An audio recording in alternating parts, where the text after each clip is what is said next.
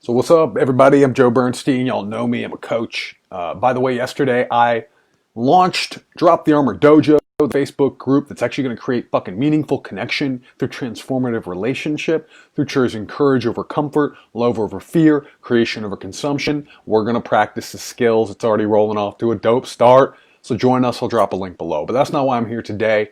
I've got like 8 minutes or so max. I want to do it less to share a powerful concept. Creation requires empty space. Those of us that want to create a powerful life, a beautiful life, an amazing life, a life that lights us the fuck up, where we fill with courage, we're filled with courage, and we have meaningful experiences and meaningful relationships, we sometimes get addicted to creation. And we think that creation means filling up every moment, filling up every space.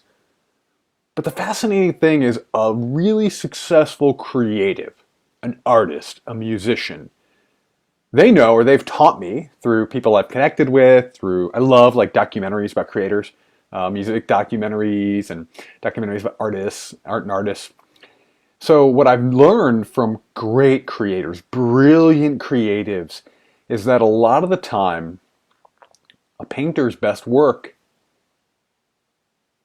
is made distinguishable and powerful by what space they create, by what they leave empty, by what they don't fill, by where they just put color instead of figures and shapes and things that think they need to have meaning, by shade and light. As well as with music, I've heard great musicians say, hey man, it ain't about the notes, it's about the space between the notes. I think Miles Davis said that, or somebody, John Coltrane. But the truth is, consumers fill up space with things.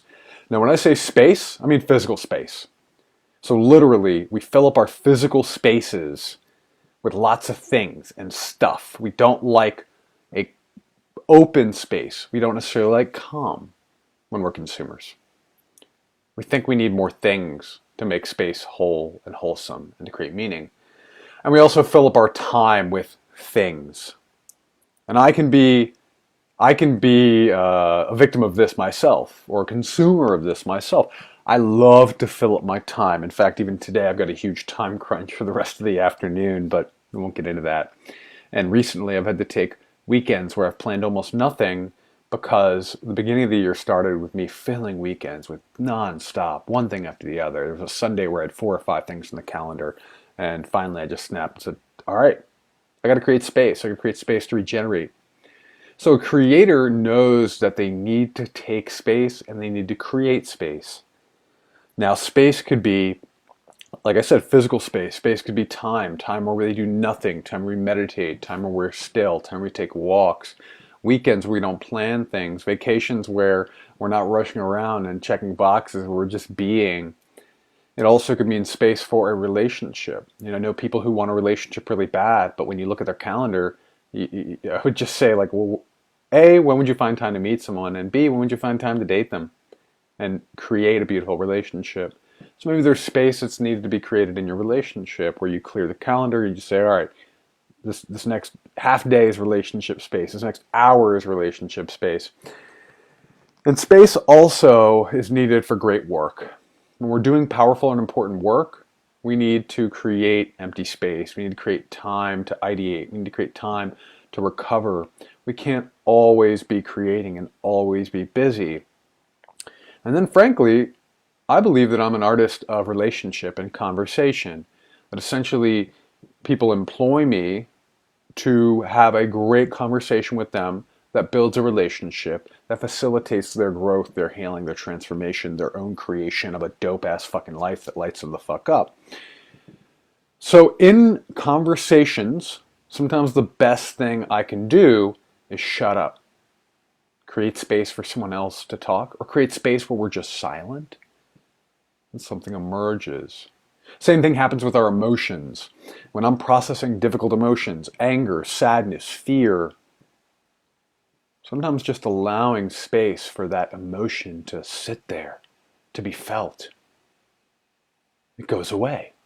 I had this happen with a client the other day. You know, he was in a place where he was feeling really negative and frustrated, stressed and angry. And I asked him to just stop talking, to sit, to breathe, to feel it, to close his eyes and to feel it.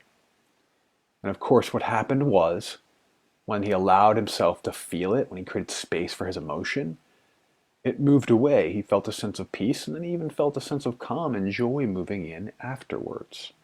The storm had cleared because he gave it space. He wasn't trying to massage and manipulate change. So I really want to encourage you to create space. And the reason this came up is because I was at a healing practice today. There's a group that I connect with. I wish I showed up monthly, but I don't always create time for it every single month when we meet. But I was back for the first time in a few months. And one of the things that we did was we created space to share with each other what's going on in our lives and talk about the state of the world. And then we did some gratitude practice and community. And then we did some art. We did some art to show off. We painted or did collage about how you connect with the embodiment of gratitude. Really dope stuff, right? Because a creator chooses gratitude and chooses love over fear. But anyway, there was someone there who's a wonderful human being and an amazing healer and a spiritual badass. And she basically said, look, my collage is done. There's empty space. What's up, Jeremy? How you doing, man? So there's empty space. And then I challenged her and I said, what if it is done? What if that empty space is there to represent how meaningful the rest of the pieces that you chose, the rest of your collage? It's there to actually highlight the bits of data that you've already placed on this piece of paper that have powerful, impactful meaning. And if you'd filled every bit of space, maybe the actual real important meanings would be lost. But our tendency and our conditioning is to fill space.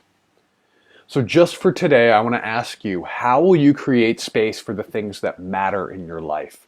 When we fill up our life nonstop with to-dos and activities and events, and we fill up our physical space with all these things that take our attention, and we're constantly filling our mind with information rather than just being and sitting and meditating, or like walking by a stream or hanging out in a park or just enjoying a meal silently by yourself. When we don't create space, we create chaos, and we're consumers. So just for today, how will you create space for things that matter? The weekend is a great opportunity for that. Can you take one thing off your calendar? Can you commit one block of time specifically for creation of space, for energy, connection, for growth, for healing? So I got for you today. I hope it is helpful. If it is, drop a little comment or an emoji below. Share this with someone you love.